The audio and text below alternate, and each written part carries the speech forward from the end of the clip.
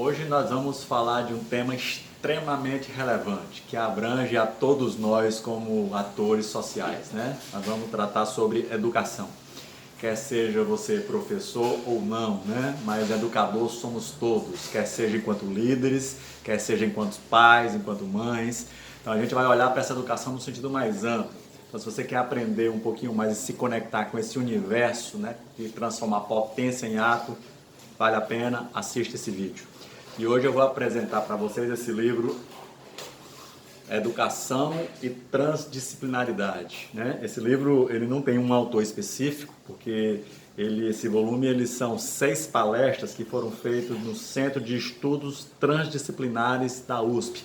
Então ele é uma síntese dessas 6 palestras que dialogam sobre essa educação para o futuro, essa educação transformadora.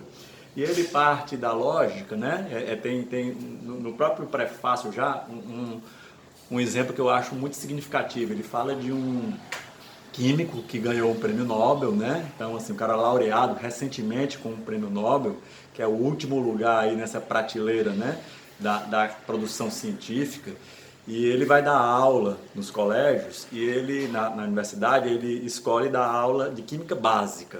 E aí no jornal dos estudantes vão entrevistá-lo, né? E perguntam se não é ele se rebaixar dando aula de química básica. E ele diz, não, aqui é onde de fato eu aprendo. Porque essas mentes jovens, férteis, fazem perguntas que as mentes mais aguçadas não são mais capazes de fazer. Então aqui é a minha grande fonte de nutrição e aprendizado. Eu acho que esse exemplo por si só, ele já traz o significado do que significa ser transdisciplinar, né? O princípio do trans é aquilo que está além ou entre as disciplinas. Toda a nossa estrutura educacional ela é centrada no conhecimento específico, né? Então nós nos tornamos prisioneiros do saber. O princípio da transdisciplinaridade é aquilo que expande a natureza do conhecimento. É aquilo que está entre e vai além das disciplinas conhecidas e sabidas, ou aquilo que conecta diversos saberes.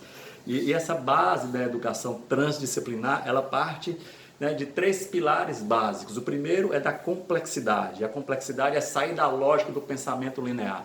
Recentemente, assistindo uma live com a monja Cohen, ela trouxe um exemplo que eu acho fabuloso que traduz isso. Ela diz que num prato de arroz é possível compreender toda a natureza humana. Toda a humanidade está ali.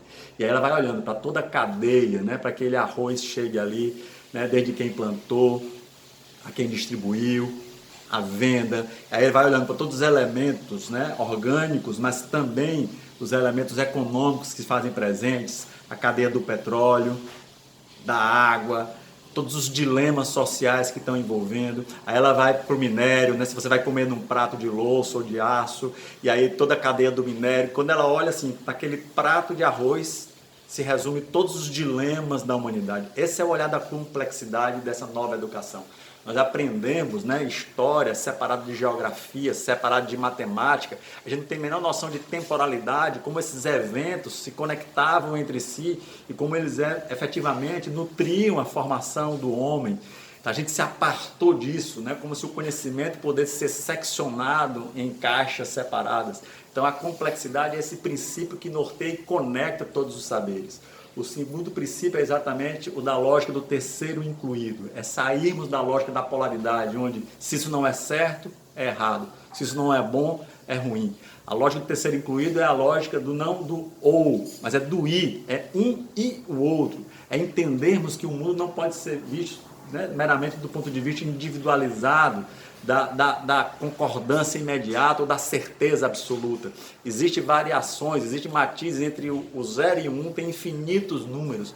Então, o terceiro incluído é incluir aquilo que pensa diferente. E aí eu trago mais um exemplo. Rubem Alves, o poeta da vida, ele fala que certa vez colocaram um texto dele numa prova de vestibular.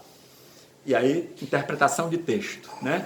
E aí tinha uma resposta certa, A, B, C, D. E ele traz primeiro o paradoxo absurdo. Se é interpretação, como é que eu posso definir que a tua interpretação está errada?